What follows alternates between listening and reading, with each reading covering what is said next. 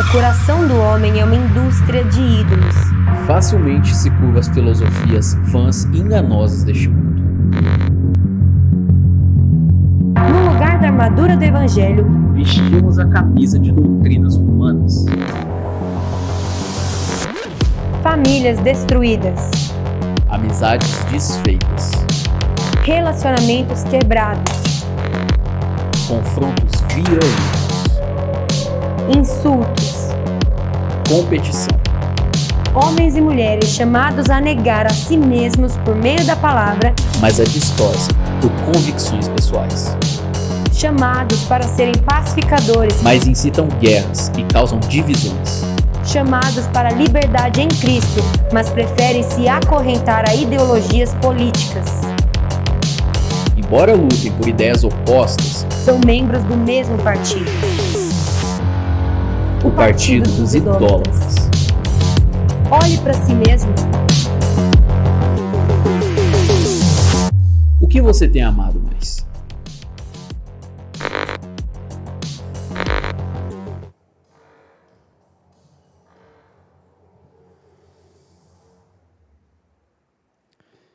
Hoje nós estamos encerrando a nossa série de mensagens Idolatria, a idolatria da ideologia.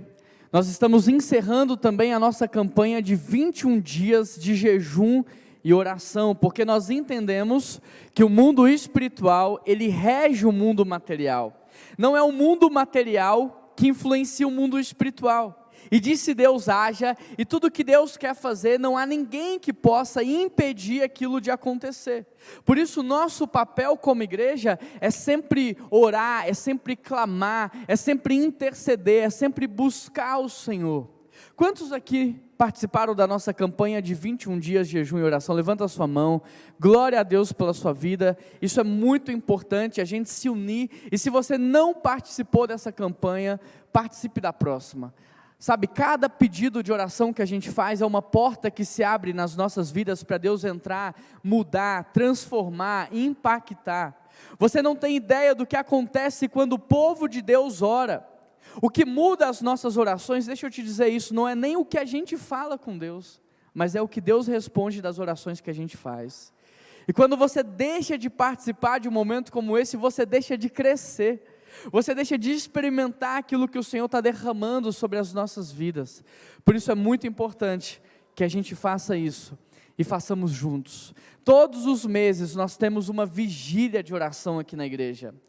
De sexta para sábado nós tivemos uma vigília dos jovens e adolescentes.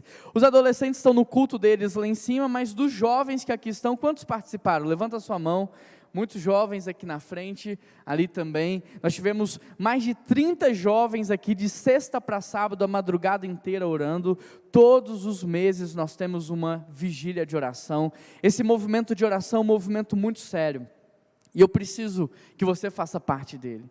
Eu preciso que você una a sua voz, que você também levante o seu clamor junto conosco, porque fazer parte daquilo que Deus está fazendo, não é no YouTube, não é no Facebook, não é no Instagram, apenas faz parte, mas fazer parte daquilo que Deus está fazendo, é de joelhos no quarto também, é diante da palavra do Senhor. Sabe, ainda hoje eu estava ali no meu gabinete orando por esse culto, por esse momento que teríamos, eu estava dizendo a Deus, Deus, que eu possa aprender o que o Senhor quer me ensinar no amor. Sabe, eu não quero estar tão anestesiado a ponto de não perceber a sua exortação, a ponto de não perceber a sua correção. Eu não quero precisar ser corrigido na dor. Por isso, Pai, abre os meus olhos, abre os meus ouvidos. Será que tem coisas que eu não estou percebendo? Será que tem coisas que eu acho que eu estou certo e eu não estou? Será que eu tenho convicções que eu acho que são reais e não são? E qual foi a última vez que você fez uma oração como essa? Que você fez como Davi no Salmo: prova o meu coração, prova as minhas intenções, prova as minhas motivações. Querido, esse movimento de oração, esse é um movimento de transformação de vidas. Sabe, a gente, por exemplo, vai ter o batismo agora dia 7, e eu percebo que as pessoas não entenderam ainda o que significa se batizar. As pessoas, elas estão achando que se batizar é ser membro de uma igreja. Sabe, esse processo de membresia, ele é um processo puramente organizacional. Ele é apenas para a gente organizar, porque se um dia a receita vir, se um dia a justiça vir, nós estamos organizados. O batismo não é para você ser membro, o batismo é uma expressão de obediência a Deus. É um testemunho público da sua vida espiritual. Jesus falou que você tem que batizar não porque você quer, não porque você sente, mas se você aceitou Ele no seu coração, o batismo é a renúncia de quem você é. Mas quando a gente vai conversar com as pessoas, elas dizem assim: eu não sei se eu vou me batizar, porque eu não sei se eu estou pronto, eu não sei se eu estou preparado. Querido, é claro que você não está e não vai estar mesmo.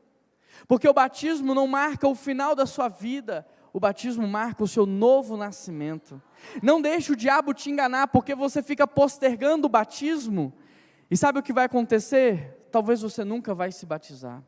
O batismo marca o início da sua caminhada. Eu não tenho expectativa de alguém que se batiza seja a pessoa mais espiritual. Por quê? Porque eu sei que ele nasceu de novo, e se ele nasceu de novo, ele é como um bebezinho na fé. Ele precisa aprender a falar de novo, a andar de novo, a pensar de novo. E quando esse bebezinho fizer pirraça, sabe o que a gente vai fazer como igreja? A gente vai abraçar ele. A gente vai dar amor, a gente vai falar assim: olha, não é assim, vem cá, a gente vai te ensinar. Então, deixa o Espírito Santo de Deus trabalhar o seu coração, a sua mente. A gente não sabe o que vai acontecer amanhã. A gente sabe que dia 7 tem batismo, e eu sei que se você tem Jesus no seu coração, e você ainda não desceu as águas do batismo, essa é uma oportunidade de Deus para você. Então não saia daqui hoje sem assumir esse compromisso, amém, igreja? Abra sua Bíblia em Romanos, capítulo 13, verso 1. Romanos 13, verso 1, a gente vai fechar essa série chamada Ideolatria, idolatria da ideologia.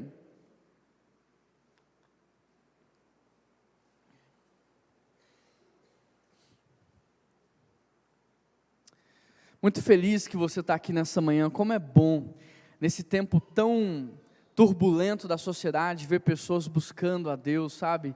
Isso alegra meu coração, ver você, sua família, ver você aqui num domingo de manhã. Isso enche o meu coração de alegria, isso mostra que você é uma pessoa séria, que tem compromisso com Deus. Glória a Deus pela sua vida. Romanos 13, verso 1, quem achou diz achei, quem não achou diz espera aí. Eu faço isso porque é muito importante que você leia, porque o que é vivo é essa palavra. É essa palavra que é viva e eficaz, mais penetrante do que uma espada de 2 gumes, capaz de separar juntas e medulas, espírito e alma. É essa palavra que não volta vazia, sem antes cumprir o seu propósito. É essa palavra que lá em Timóteo diz que é divinamente inspirada por Deus, apta para o ensino, para a exortação e para a correção. E é quando lemos essa palavra que o Espírito Santo trabalha em nós. Romanos 13, verso 1, todos devem sujeitar-se às autoridades governamentais, pois não há autoridade que não venha de...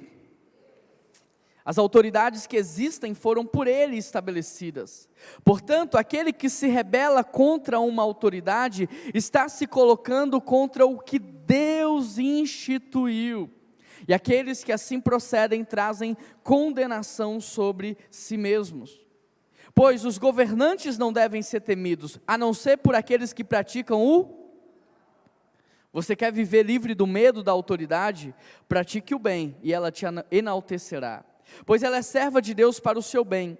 Mas se você praticar o mal, tenha medo, pois ela não porta a espada sem motivo. Ela é serva de Deus, agente da justiça, para punir aqueles que praticam o mal. Portanto, é necessário que sejamos submissos às autoridades, não apenas por causa da possibilidade de uma punição, mas também por uma questão de consciência.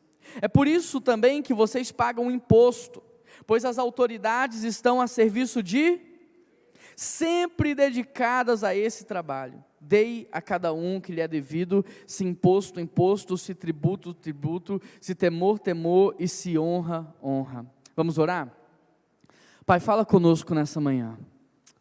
Tudo que nós mais pedimos ao Senhor é que os nossos ouvidos estejam abertos à Tua palavra, é que o nosso coração esteja quebrantado a receber a ministração do Teu Espírito, Pai, é que estejamos prontos a renunciar às nossas convicções pessoais e abraçar a Tua boa, perfeita e agradável vontade para as nossas vidas.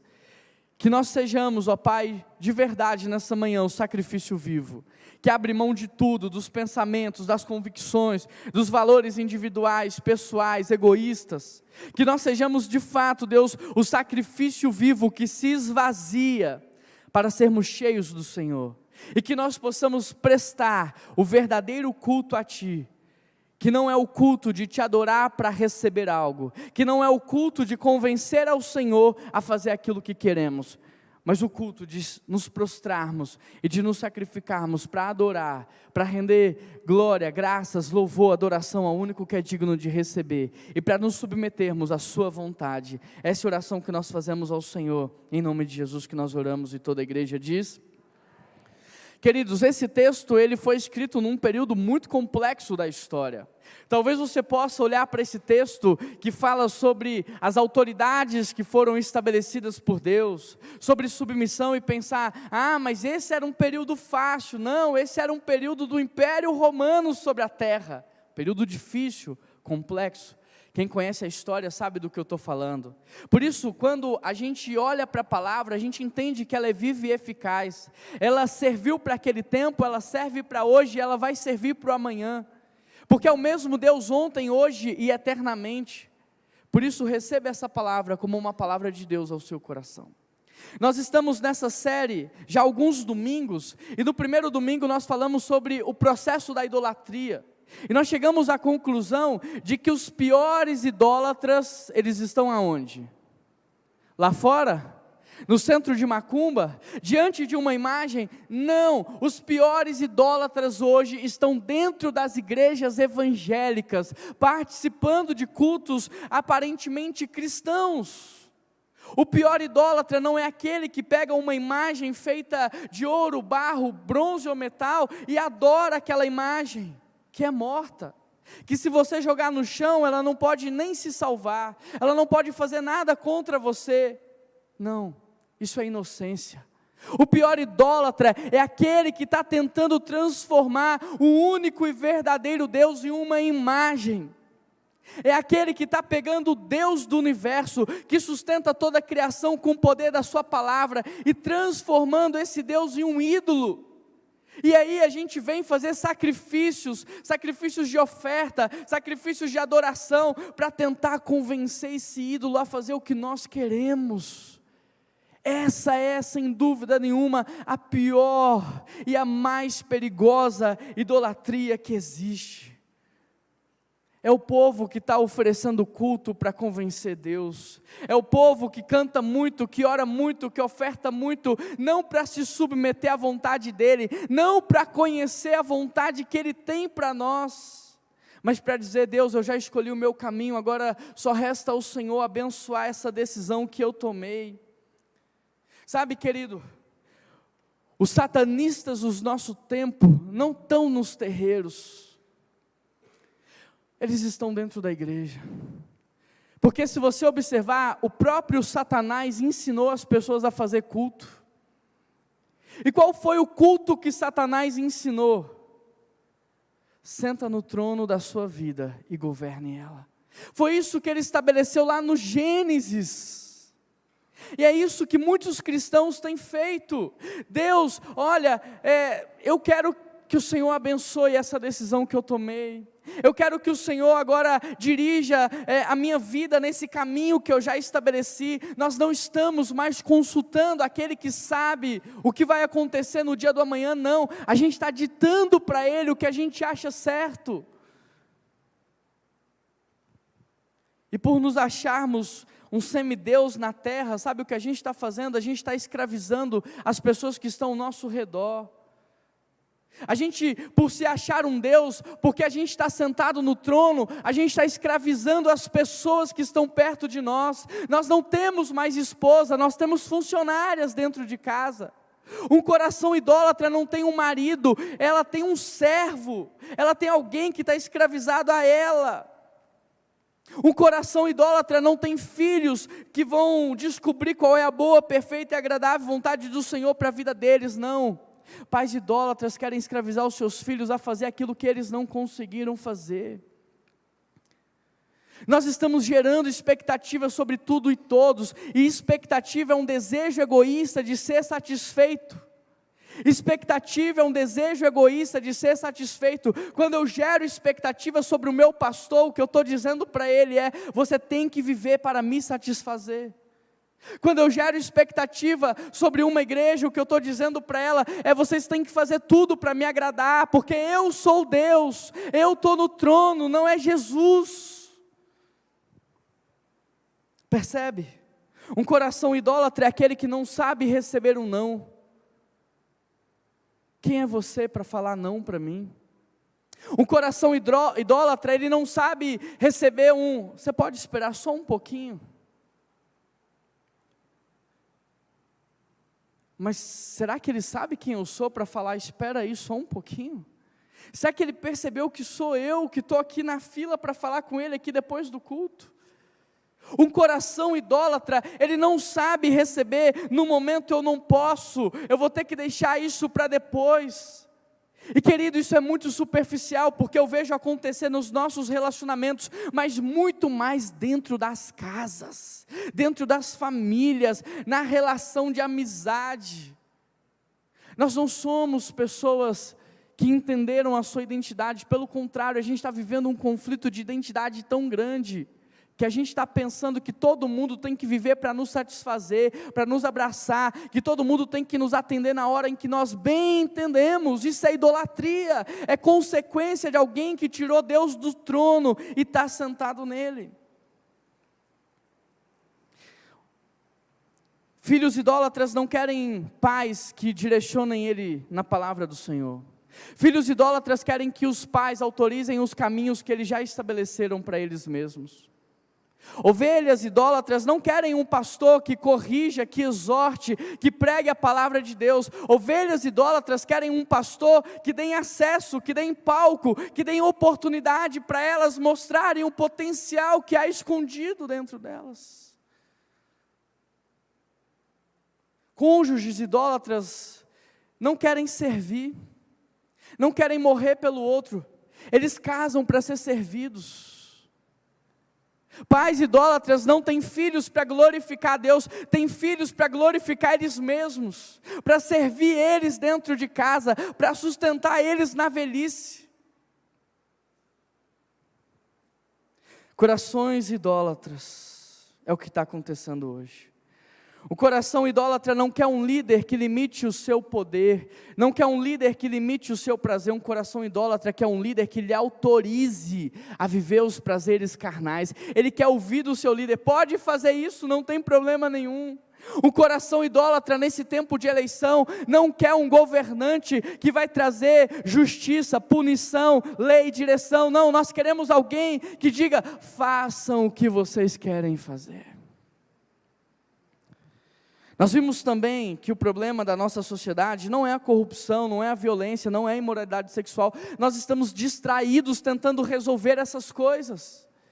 O problema da nossa sociedade é essa idolatria que ninguém está percebendo que existe.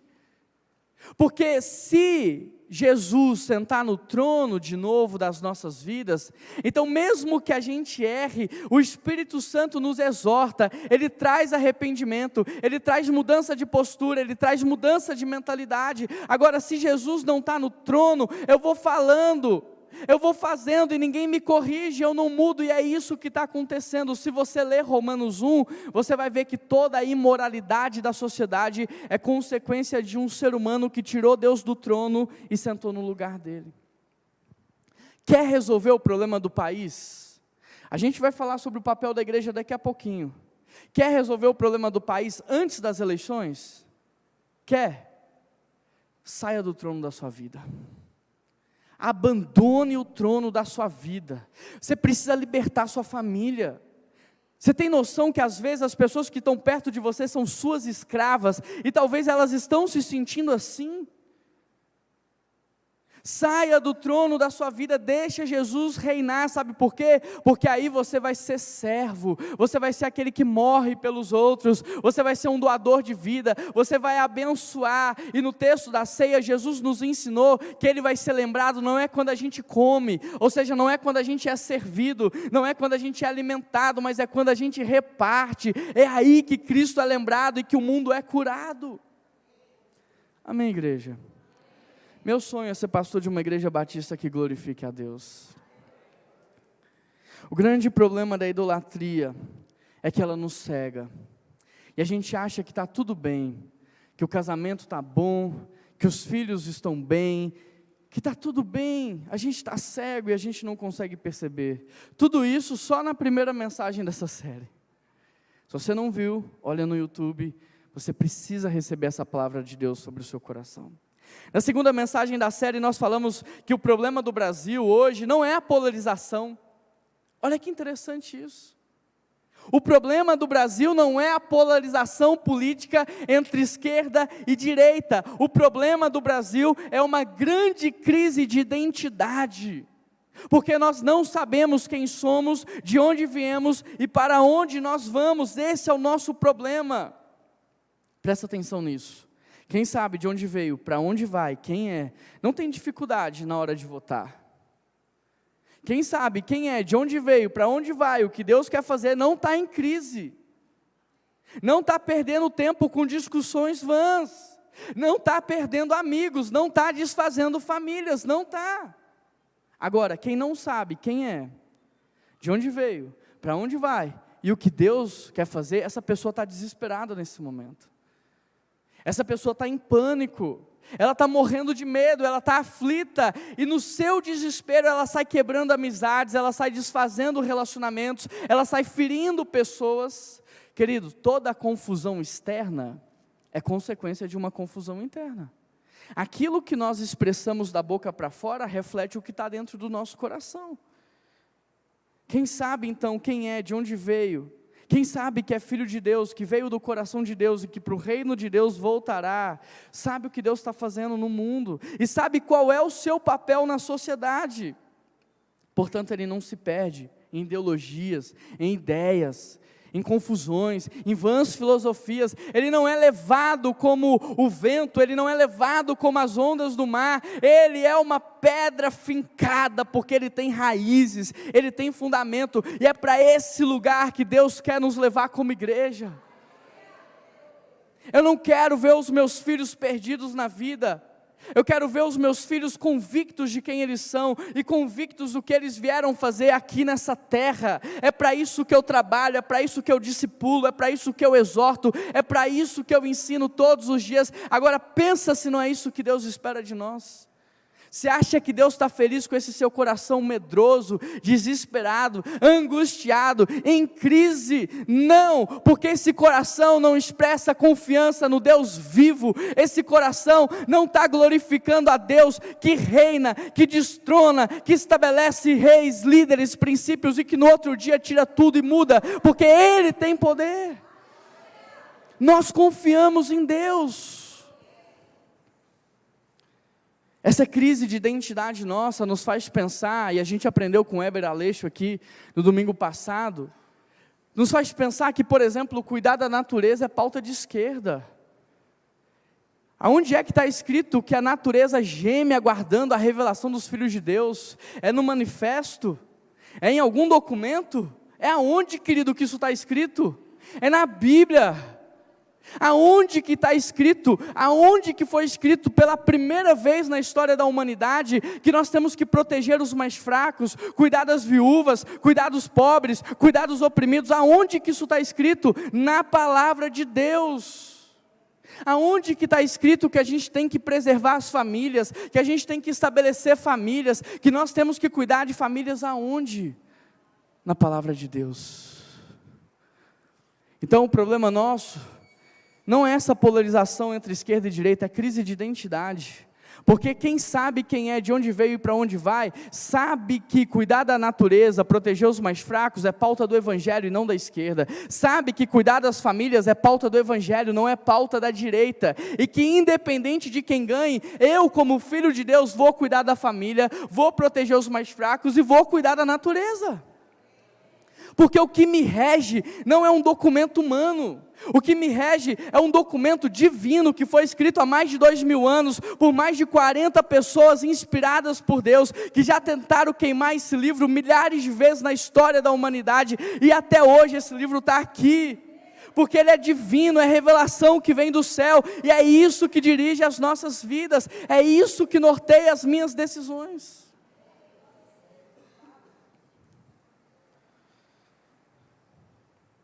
Nós como filhos de Deus, nós sabemos que Deus não se agrada da imoralidade sexual, independente se seja homem com homem, mulher com mulher, ou homem com mulher. Se é fora do casamento, querido, seja qualquer que for a imoralidade, Deus reprova. Nós como filhos de Deus temos isso claro para a gente.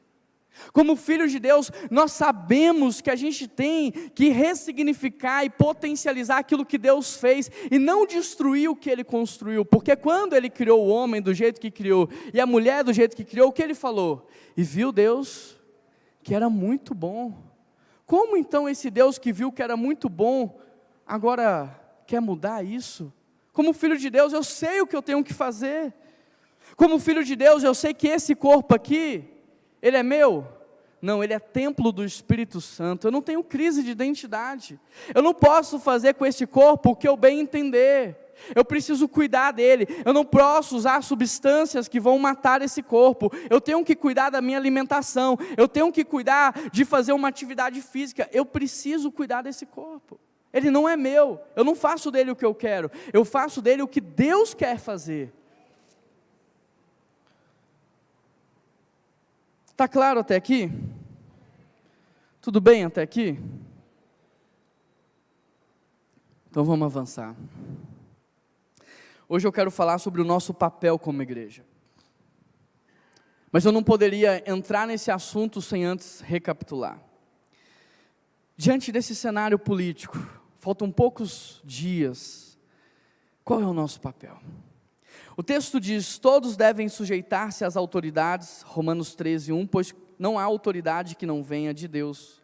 Ao olhar para esse texto, me salta uma pergunta na mente. Deus escolhe aqueles que vão governar, ou nós temos o poder de escolha? Pois não há autoridade que não venha de Deus. Essa pergunta me salta aos olhos. Então Deus, Ele endossa o novo presidente do Brasil, Deus endossa o novo líder mundial, ou não? As pessoas têm o poder de escolha. Quando eu olho para o Antigo Testamento, por exemplo, Daniel registra um momento da história em que Nabucodonosor tem um sonho, e Deus levanta o próprio Daniel para trazer uma revelação, e Daniel fala assim, olha Nabucodonosor, Deus está trazendo esse sonho para que todos saibam que o Altíssimo tem domínio sobre toda a criação, sobre todos os líderes e sobre todos os reinos, e Ele tira e Ele coloca quem Ele quer. Agora, se você caminhar pela história bíblica, você vai ver que isso não acontece só com Nabucodonosor. Isso também aconteceu com Faraó, cujo Deus endureceu o coração de Faraó para humilhar Faraó e o Egito, por eles terem maltratado o seu povo durante tantos anos, para ensinar para aqueles que se achavam acima da lei, que existe alguém que reina. Você pode ter a pose de um Faraó, mas você não sabe quem Deus é. E aí Deus fala para ele assim, olha Faraó, eu vou te manter vivo, não vou te matar não. Eu vou manter você vivo para você saber quem é Deus. Quem sabe você não se arrepende. Algumas vezes então na história da Bíblia, Deus esteve diretamente envolvido na escolha de líderes. Por exemplo, Ele inspirou o profeta Isaías a profetizar a ascensão do Ciro o Grande. E mais de um século depois, Deus coloca Ciro como imperador da Pérsia. Em outra ocasião, Daniel declarou, louvado seja o nome de Deus, porque Ele muda as épocas e estações, presta atenção, Ele destrona reis e também estabelece. Agora, diante desse panorama do Antigo Testamento, o que isso significa? Significa que Deus então endossa os líderes? Significa que Deus então escolhe e nós não temos o poder ou a liberdade? É isso que significa? Não, não é isso que significa. Então, Juan, o que isso significa? Isso significa que Deus ele tem um propósito para a humanidade. Deus ele está em missão de resgate, redenção, e Ele está redimindo a criação. Então Deus tem um propósito, e por causa do seu propósito, Ele pode tanto intervir de maneira específica ou não, para nos ensinar algo, ou para promover algo de acordo com aquilo que Ele quer fazer naquela época e naquela estação. Está claro? Embora as escrituras mostrem que às vezes Deus realmente decide quem vai governar uma nação, se você observar em muitos outros textos, Deus também permite que o povo escolha. Em certa ocasião, por exemplo, Ele critica o seu povo por eles terem escolhido mal. Ele critica o seu povo, porque o povo queria estabelecer um rei, e naquele momento não precisava. Ele vai falar, por exemplo, assim em Oséias: Israel desprezou o bem, instituindo reis sem o meu consentimento. Escolheram líderes sem a minha aprovação. Ou seja, Deus escolhe, mas Ele também permite o seu povo escolher. Mas a nossa escolha, presta atenção porque isso é importante, nós não podemos fazer mau uso da liberdade que Deus nos deu. A escolha que Deus nos permite fazer, ela tem que ser coerente com a vontade dEle. A lição aqui é clara: Deus pode escolher de maneira absoluta, ou Ele pode dar para o povo a opção da escolha, mas essa escolha não pode ser livre e autônoma, não, ela precisa ser coerente com aquilo que Deus quer fazer, porque senão, nós vamos colher consequências desnecessárias. Era necessário o povo ficar peregrinando no deserto por décadas? Não, não era necessário. Tanto sofrimento na Bíblia desnecessário, tanto sofrimento nas nossas vidas desnecessário, por causa de decisões que tomamos sem consultar a Deus. Então, queridos, eu quero olhar para esse texto de Romanos aqui, e extrair dele princípios que vão nortear a nossa escolha, a nossa decisão, o nosso papel agora nas eleições. Eu quero extrair princípios que vão te ajudar a fazer uma escolha coerente. Quantos aqui querem aprender? Então anota aí. Em primeiro lugar, você vai escolher com base no que Deus quer fazer. Não há autoridade que não venha de Deus.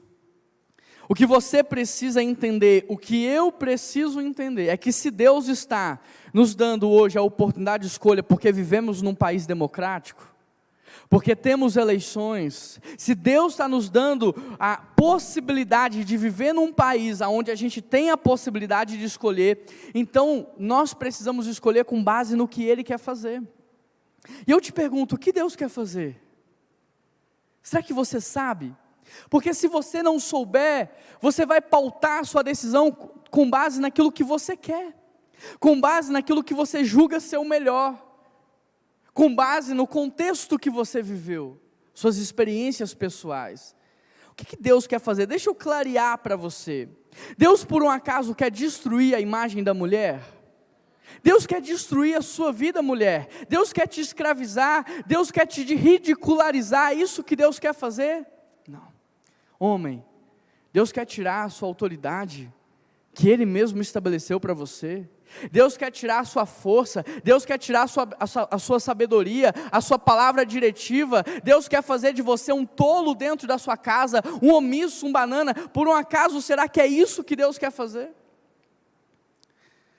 Deus por um acaso quer transfigurar o nosso corpo? Será que Deus quer destruir aquilo que Ele mesmo criou? Será que Deus quer acabar com a sua saúde, Léo? Será que Deus quer fazer com que você vive doente? Será que é isso que Deus quer fazer? Claro que não, gente. Por que Deus quis que eu ficasse doente? Você faz atividade física todo dia? Você come comida saudável? Você cuida do seu corpo? Então não vem terceirizar a culpa para Deus. Deus não quer que você viva doente, essa não é a vontade original dele para a sua vida. Por um acaso Deus quer fechar as igrejas? Deus está criando duas coisas ao longo da história da humanidade, a família biológica e a família espiritual. Deus desde o princípio está formando um povo para Ele, então será que é coerente? Ele quer fechar as igrejas? Será que isso é coerente? Será que Deus quer escravizar o povo hoje? Porque na Bíblia, lá o apóstolo Paulo mesmo, ele libertava os escravos. Será que Deus agora quer voltar a viver o período da escravidão? Não. Mas sabe qual é o princípio da escravidão moderna? Assistencialismo barato, manipulação de massas. Cuidado, a ignorância nos faz viver como escravos. Deus te chamou para uma vida de liberdade, Deus te chamou para uma vida abundante, para uma vida plena. Se Deus está nos dando a oportunidade de escolher, nós precisamos conhecer as Escrituras. Mais uma vez eu te pergunto o que Deus quer fazer. Sabe, Juliana, Deus está formando uma família para Ele. Sabe, Rose, Deus está potencializando o homem de acordo com o propósito que Ele estabeleceu no Gênesis antes da queda. O homem deveria cuidar, cultivar o melhor e proteger. Deus está restaurando a mulher de acordo com Provérbios 31. A mulher sábia, edifica o lar, ela trabalha dentro de casa, ela trabalha fora de casa, ela faz acontecer. É isso que Deus está fazendo. Deus está devolvendo para o ser humano a dignidade da vida, sabe? Ele não quer pegar um morador de rua e mantê-lo ali por toda a sua vida, não. O Evangelho é poder de Deus, ele é transformação. Ele pega aquele indivíduo, ele ergue aquele indivíduo, ele levanta aquele homem. Agora aquele homem constitui uma família, agora aquele homem, ele tem uma descendência, uma geração que é abençoada. É isso que Deus quer fazer. Deus está nos preparando para viver na eternidade. Os valores da eternidade, querido, é paz, amor, sabedoria, é domínio próprio, é perdão.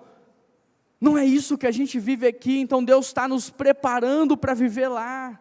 É isso que Ele está fazendo. Então, com base naquilo que Ele quer fazer, eu vou procurar na sociedade, presta atenção, a melhor opção.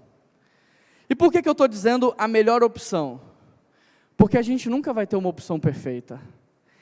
E se tivermos, desconfie, pode ser o anticristo. Quem conhece a Bíblia sabe o que eu estou falando. No dia que aparecer uma pessoa perfeita, pode desconfiar. Nós somos seres humanos, o seu pastor é falho. Se você convive com o seu pastor mais de perto, você sabe o quanto ele erra. Agora imagine uma pessoa que às vezes nem Deus tem no coração. Então você vai procurar a melhor opção, já tira do seu coração a expectativa da perfeição, porque perfeito só Deus é. Ou seja, de todas as opções que nós temos hoje, eu não estou falando só de presidente, eu não estou falando só para essa eleição, esse ensino é para a sua vida, é para o vereador, é para o prefeito, é para o síndico do seu prédio, é para a liderança na sua escola, é onde for, é um princípio para a sua vida. De todas as opções existentes, qual gera menos dano à sociedade? Qual vai menos de contra em relação ao que Deus quer fazer? Qual mais se aproxima da direção que Deus está dando? Então, em primeiro lugar, escolha com base no que Deus quer fazer, e não com base na sua experiência pessoal, nas suas preferências, os seus gostos, não, com base no que Deus quer fazer. Em segundo lugar, escolha fazendo um filtro com base nos valores de Deus. Você vai estabelecer um filtro. É como aquele filtro de café, que você vai passar o pó a fim de tirar as imperfeições do pó. É como uma peneira, você vai peneirar as suas opções. O que eu quero dizer é que você precisa passar os seus candidatos nesse filtro, e se ele sair do outro lado, então você pode votar nessa pessoa, mas se ele não sair, aí a gente vai procurar, vai pesquisar mais. Por exemplo, nesse filtro, eu quero te ajudar aí a estabelecer um filtro. Primeiro, faça uma pesquisa por conta própria. Você não precisa receber pronto. Gente, a principal reforma, eu tenho estimulado as pedagogas da nossa igreja a propor uma reforma pedagógica e educacional para o nosso Brasil.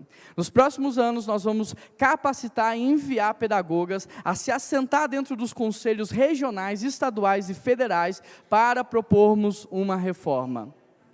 Então, a principal coisa que precisa mudar é a forma de ensino, porque a gente aprendeu a receber pronto sem mastigar, sem digerir. É por isso que o jovem, quando vai para a faculdade, ele se perde, porque ele sempre recebeu pronto. A partir de janeiro, a gente tem um curso novo na igreja para jovens e adolescentes, CPF, curso preparatório para a faculdade. Nós vamos ensinar os nossos jovens sobre apologética, defesa da fé. Então, não receba nada pronto, você é uma pessoa. Você não é um animal, você não é um objeto que a gente vai colocando as coisas dentro, não, você é uma pessoa, faça a sua pesquisa. Não receba nada pronto da televisão, da rede social, dos seus colegas, faça a sua pesquisa, pesquise você mesmo. Segundo lugar, descarte todo candidato que um dia tentou comprar o seu voto. Sabe por quê? Porque se ele tentou comprar o seu voto, ele também vai querer comprar o seu silêncio quando ele fizer coisa errada. Descarta, já era. Descubra, em terceiro lugar, se o seu candidato ele é honesto, ou se ele está envolvido, ou já esteve envolvido em esquemas de corrupção. E não estou falando só da política, não. Vai a fundo. Pega o CPF dele, vai ver como que está a vida individual, para quem está devendo, o que está fazendo. Se você pesquisar na internet, está tudo lá, é só pesquisar. Conheça a história da vida desse candidato, seja quem for, o que ele fala é coerente com o que ele vive? Ou o que ele está falando agora e vivendo agora é incoerente com o que ele já fez no passado? Perceba se ele é um defensor da família ou se as pautas que ele está defendendo e propondo são contra a família. Perceba se ele é alguém que quer matar as crianças, matar o recém-nascido, porque eu não consigo usar outra palavra para isso, ou se ele é alguém que protege a vida e defende a vida. Porque o sacrifício às crianças antigo, aos deuses daquele tempo, continuam sendo feitos, só que de maneiras mais modernas. Por exemplo, ontem, estava jantando na casa da Regiane, e eles estavam me contando sobre um desafio que está rolando agora na internet, para as crianças respirarem o desodorante aerosol, e que 2 crianças morreram em Belo Horizonte. O sacrifício de crianças continua acontecendo, só que de maneira moderna. Então, o seu candidato, ele protege a vida, ou ele é a favor da morte, seja o contexto que for? O seu candidato é alguém que protege as crianças da imoralidade sexual, ou ele é alguém que não está pensando nisso, em proteger, sabe, blindar o Netflix, blindar o YouTube, sabe, não levar material pornográfico para dentro das escolas? Ele é um candidato que protege as crianças, ou ele não está nem aí para isso? Ele é alguém que quer escravizar as pessoas no assistencialismo barato, ou ele é alguém que tem projetos sérios de devolução da dignidade humana? E querido, o que a gente está falando como igreja não é incoerente com o que a gente faz aqui. Por exemplo, da nossa ONG, Amor que Serve, 80% são projetos de devolução de dignidade, só 20% é assistencialismo. A gente acaba com o frio, mata a fome, mas a gente pega a pessoa e faz ela caminhar. Como? Curso, capacitação, atendimento psicológico. Então o que eu estou falando para vocês não é incoerente com o que a gente faz. E por último, pense a respeito do que o seu candidato ele acredita em relação à fé. Ele é alguém que quer acabar com as igrejas, fechar, seja qual for, seja qual religião for, seja cristã, evangélica, seja católica, ou ele é alguém que quer fechar tudo. É muito importante você passar o seu candidato nesse filtro. Agora lembra, você não vai encontrar alguém perfeito, você vai encontrar talvez o menos pior, mas perfeito só Deus é. Em terceiro lugar, escolha em espírito de oração para que você não seja enganado. Hoje há muitos livros sobre influenciar amigos. Como que é? Você viu que todo mundo aqui já leu.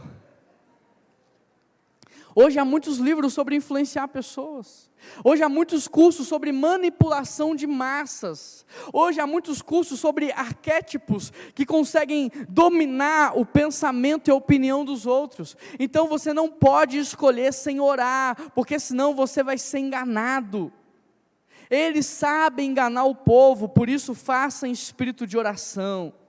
Se Deus escolhe, ou se Ele nos dá a oportunidade para escolher, a verdade é que para a gente como igreja pouco importa. Porque se Deus está escolhendo, ou se a gente está escolhendo, o resultado deveria ser o mesmo. Percebe? É interessante porque deveria ser, e por que não é? Porque hoje a gente não consulta a Deus para começar a namorar. A gente não consulta a Deus para saber com quem casar. A gente não consulta a Deus para saber qual emprego aceitar. E a gente vai sofrendo desnecessariamente. Então nós devemos consultar a Deus para que, independente da escolha dele, ou se é nossa escolha, para que a vontade seja a mesma. Em vários momentos Deus exortou o seu povo, porque eles escolheram líderes sem consultar o Senhor. E querido, a Bíblia diz que na falta de um líder o povo perece. É isso que nós queremos para o Brasil nos próximos anos. Sabe, o mundo inteiro, eu tenho rodado, eu tenho andado por aí, as pessoas estão dizendo, agora é a vez do Brasil. O Brasil é a bola da vez no envio de missionários para o mundo. Por que a gente começou o curso de inglês na igreja? Primeiro, para te capacitar enquanto profissional. 2% da população brasileira fala inglês. Nós queremos que você seja uma influência. Segundo, nós queremos enviar missionários para o mundo, porque agora chegou a vez do Brasil. Tudo que planta nessa terra nasce. Não tem desastre natural, querido. Esse é o momento do crescimento da igreja, e Deus quer usar a igreja para a cura dessa nação. Mas nós precisamos nos submeter. Romanos 12 fala, olha, se vocês querem experimentar a boa, perfeita e agradável vontade do Senhor, sacrifiquem a si mesmo como um sacrifício vivo. Mas qual que é a postura do seu coração nesse momento? Não, sabe, o que você está dizendo não faz sentido, porque a minha experiência é essa. Porque o que eu recebi desde a minha infância foi isso. Percebe a idolatria tentando dominar o seu coração nesse momento? Percebe a força espiritual que está acontecendo nesse momento, para que você não se submeta? Porque o que eu estou ensinando para você nessa manhã não é algo que eu inventei, algo que eu criei. A gente está ensinando você a pensar, a criticar, a escolher com base em valores e princípios. Querido, se tratando da vontade de Deus, há duas possibilidades para o ser humano na terra. Você pode viver a vontade permissiva do Senhor, ou você pode viver a vontade plena do Senhor. E tem tanta gente que insiste tanto, que Deus fala assim, então vai lá para ver se aprende. A gente não faz isso com os filhos? Vai lá, para você ver o que o papai está falando, o que a mamãe está falando. Tem muita gente que está vivendo a vontade permissiva de Deus, está sofrendo, não é porque Deus quer, é porque você é insistente no erro.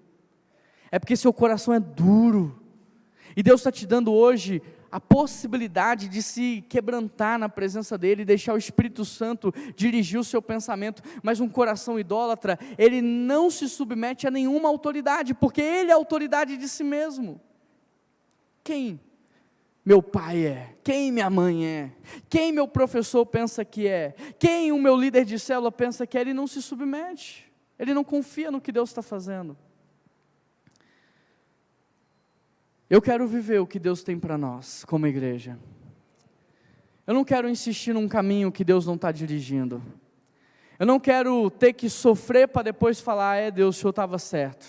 Não era esse caminho, não. A minha oração o tempo todo é, Deus, me ajuda a ajustar a vela do barco da minha vida na direção do vento do Teu Espírito. Paulo diz, portanto, irmãos, rogo-lhes pelas misericórdias de Deus, que se ofereçam como sacrifício vivo, santo e agradável. Esse é o culto racional. Essa é a postura do seu coração nessa manhã. Se esvaziar, se sacrificar, renunciar às suas experiências pessoais. Porque, querido, se a gente fosse mover, ou tomar decisão por experiência pessoal, a coisa ia ficar mais feia do que está.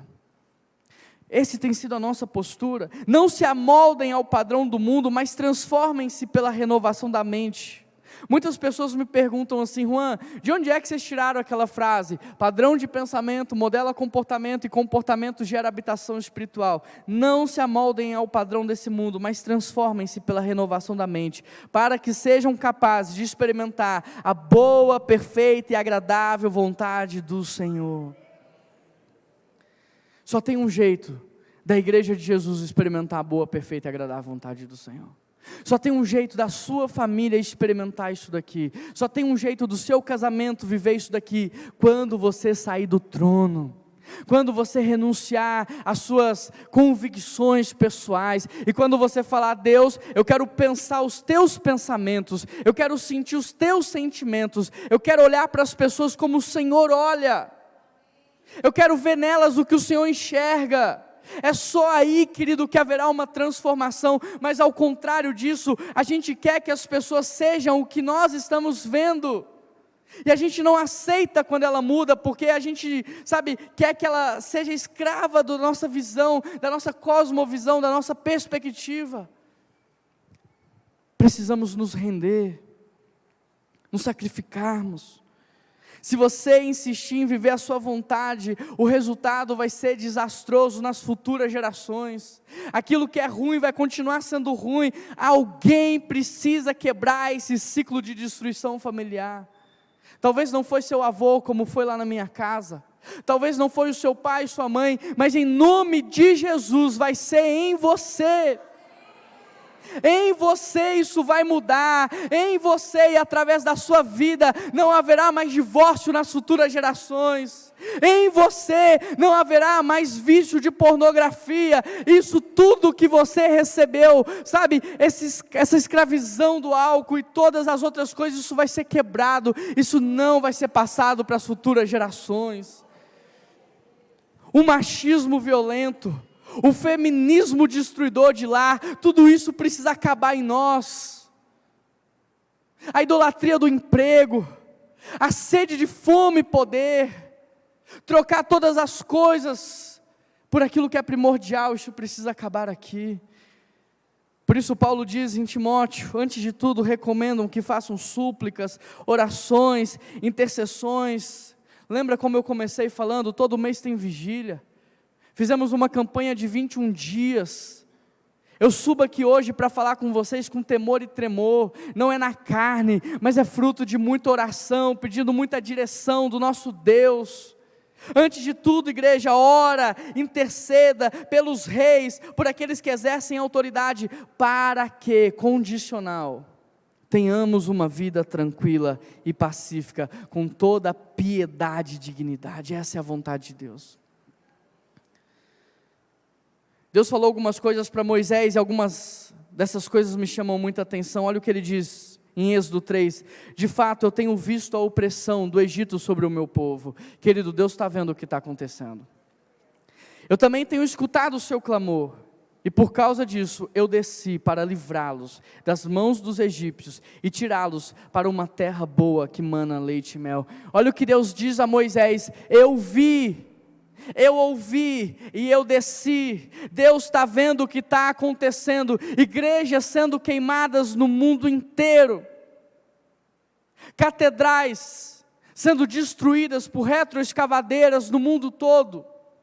Deus está vendo igrejas sendo vendidas como teatro. Deus está vendo a perseguição religiosa. Deus está vendo pastores respondendo processos na justiça por causa daquilo que tem sido pregado nos púlpitos. Deus está vendo famílias sendo destruídas, filhos sendo abusados, escravizados. Deus está vendo. A questão é o que Ele está ouvindo. Porque o que Ele vê não depende do que fazemos, mas o que Ele ouve depende do que falamos. Deus está ouvindo o povo murmurar, reclamar, ou Deus está ouvindo o seu clamor e a sua oração?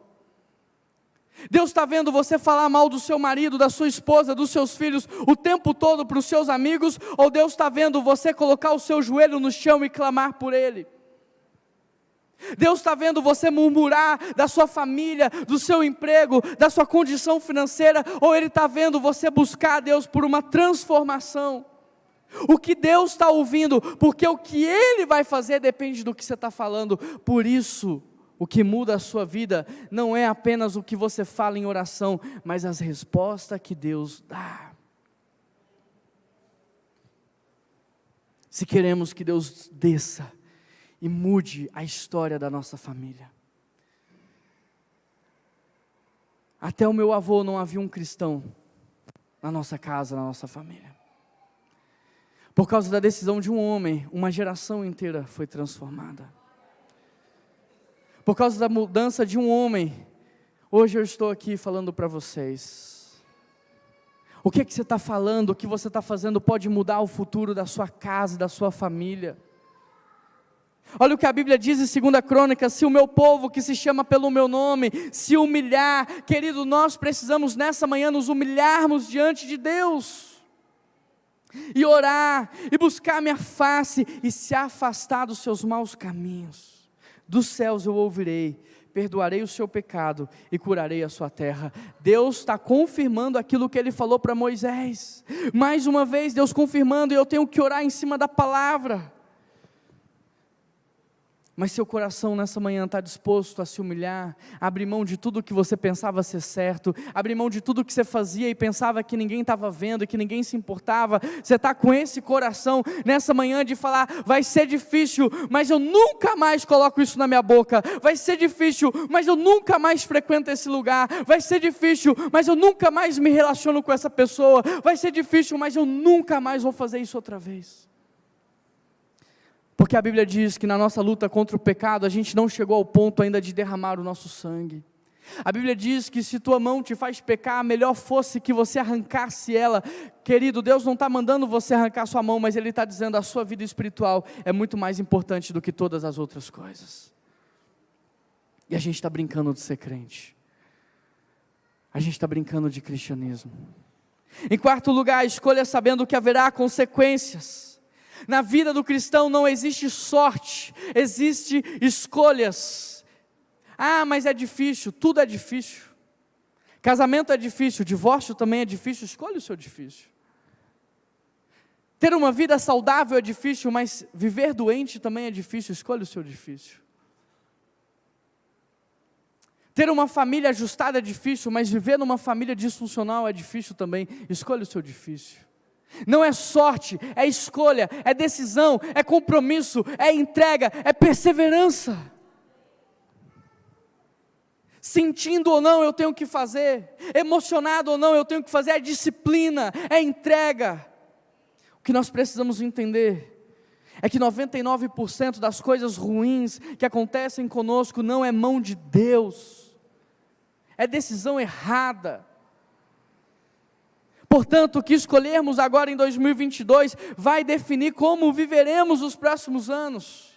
Não é sorte, é escolha. Por isso Paulo diz: antes de tudo ore, para que vocês possam escolher e para que vocês tenham uma vida boa, tranquila, pacífica, com dignidade. 1 Timóteo 2:1. Em quinto lugar, anote aí: escolha sabendo que você deverá honrar, independente de quem entrar. Versículo 2: porque todo aquele que se rebela está se colocando contra o que Deus instituiu. Quando você se rebela contra os seus pais, você está se colocando contra aquilo que Deus instituiu na sua vida. Quando você se rebela contra os seus líderes, você está se colocando contra aquilo que Deus instituiu. Quando você se rebela contra uma autoridade governamental, você está se colocando contra o próprio Deus. Tem muita gente batendo queda de braço com Deus, achando que está batendo queda de braço com pessoas. Todo ato de rebeldia na Bíblia trouxe penalidade. Porque, queridos, tudo que a gente planta nessa vida, a gente colhe nessa vida. A rebeldia, a insubmissão e a desobediência não são valores do reino de Deus, são valores do reino das trevas. Se você observar a rebeldia, a insubmissão, tudo isso não está no coração de Cristo, quando Ele veio mostrar para a gente como é que se deveria viver. Está no coração de Lúcifer. Quando eu sou submisso, quando eu respeito, quando eu sou obediente, quando eu honro, eu estou demonstrando confiança em Deus. E Jesus é o meu advogado. Por isso o texto diz no verso 3, os governantes não devem ser temidos, a não ser por aqueles que praticam o mal. Você quer viver livre do medo de uma autoridade, pratique o bem. Porque, querido, se ela não te enaltecer, o próprio Deus se incumbirá de fazer isso. Ele é o teu advogado, Ele é o teu protetor, Ele é o teu Deus. Glória a Deus, igreja. Vocês estão entendendo essa palavra? Verso 4, ela é serva de Deus para fazer o seu bem, mas se você praticar o mal, tenha medo, porque ela não porta espada sem motivo, é serva de Deus, agente de justiça para punir quem pratica o mal. Se você observar, haverá consequências negativas para rebeldes, para desobedientes, para insubmissos, mas haverá consequências benéficas para aqueles que respeitam, para aqueles que honram e para aqueles que obedecem. E se essa consequência benéfica não vir de homens, ela virá do próprio Deus. Escolha sabendo que você vai honrar. Você está pronto para honrar? Você está pronto para respeitar? Sabe por quê? Porque independente de quem ganha, querido, eu vou te ensinar um princípio que pode mudar o seu coração. Presta atenção. Se você observar na Bíblia, a honra nunca foi condicionada ao caráter do outro, mas à posição que ele ocupa.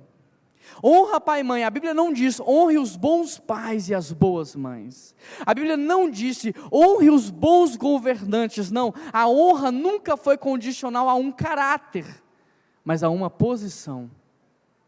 Então, independente de quem ocupe aquela posição, o que nos resta é a honra, porque a honra não depende de quem o outro é, a honra depende de quem eu sou. E se eu sou filho de Deus, eu não estou vazio e nem carente, precisando nos preencher. Como filho de Deus, eu estou cheio, a ponto de transbordar. Como filho de Deus, eu não sou um termômetro que mede a temperatura do mundo, eu sou um termostato que muda a temperatura daquele lugar. Então você está pronto para honrar, independente de quem for? Olha que interessante, porque quando você olha para a Bíblia, você percebe que há vários textos que diz assim, Romanos 12:10, dedique-se uns aos outros e prefiram honrar mais o outro do que você a mesmo. Ela não está colocando em xeque o caráter do outro. A Bíblia diz também assim lá em 1 Timóteo, os presbíteros que lideram a igreja são dignos de honra, e aqueles que lideram bem são dignos de dupla honra. A Bíblia, quando confere honra ao caráter, ela confere no seguinte termo: todos os líderes são dignos de honra, independente do caráter deles, mas se eles tiverem um caráter aprovado, mas se eles fizerem bem, então eles são dignos de quê? Dupla honra. Ou seja, somos devedores de honra a todos, mas aqueles que fazem bem, nós somos devedores de dupla honra. Deuteronômio 5, honra teu pai e tua mãe para que você viva bem.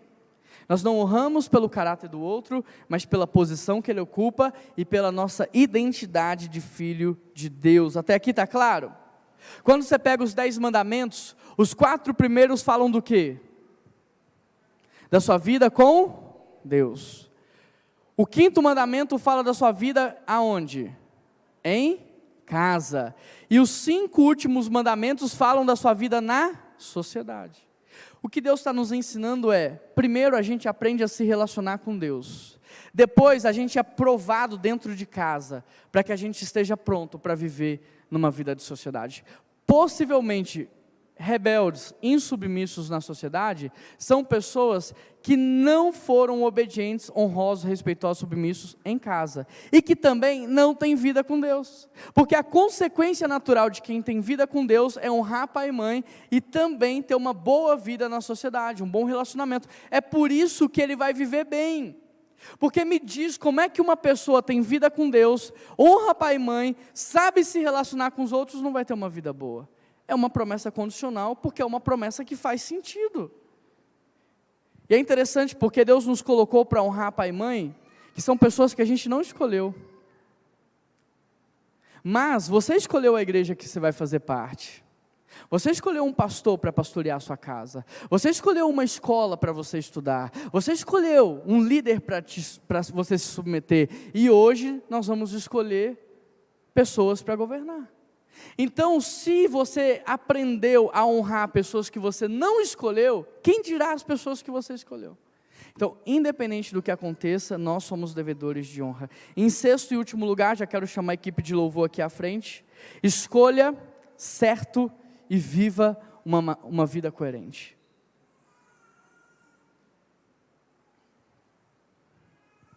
Escolha certo e viva de maneira coerente. Por quê, gente?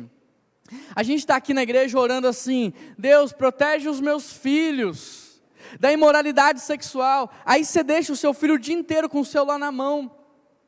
André Costa falou na escola de pais aqui o quê? Uma criança que tem um celular na mão é como uma criança que está na rua, ela está exposta a tudo. Escolha certo e viva de maneira coerente. Ah, Deus, coloca lá um governante que seja honesto. Você é honesto na sua vida financeira? Você é honesto com Deus na sua vida financeira? Mesmo que você esteja devendo, você já foi lá negociar suas dívidas? Ah, Deus, coloca alguém lá que não fala besteira. Você fala um monte de besteira. Então não basta a gente escolher certo. A gente precisa viver de maneira coerente com aquilo que a gente está falando. Porque quem está vendo a gente é Deus. Que não importa para onde você fuja, Ele está lá naquele lugar. Muitos cristãos escolhem pelo que sentem, escolhem pelo que veem, escolhem pelo que sabem, escolhem por aquilo que podem ganhar em troca, mas hoje Deus nos chama a escolher de acordo com a vontade dEle, debaixo de oração e de discernimento espiritual. Versículo 11 do capítulo 13, façam isso, compreendendo o tempo em que nós vivemos. Quem está com a Bíblia aberta ainda em Romanos 13? Chegou a hora, despertem do sono, porque a nossa salvação está mais próxima do que quando nós cremos. A noite já está quase acabando, e o dia logo vem. Por isso deixe as coisas das trevas de lado, e revistam-se da armadura da luz.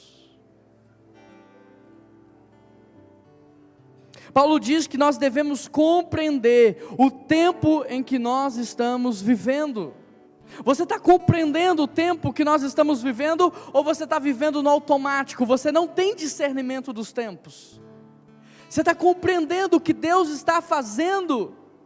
Porque Paulo está dizendo: chegou a hora, a noite está quase acabando, o dia já está raiando. E querido, quando o dia começa a raiar lá em casa, é tempo de despertar do sono, é tempo de tomar um banho, é tempo de vestir roupa nova, é tempo de sair de casa para receber aquilo que Deus tem para nós.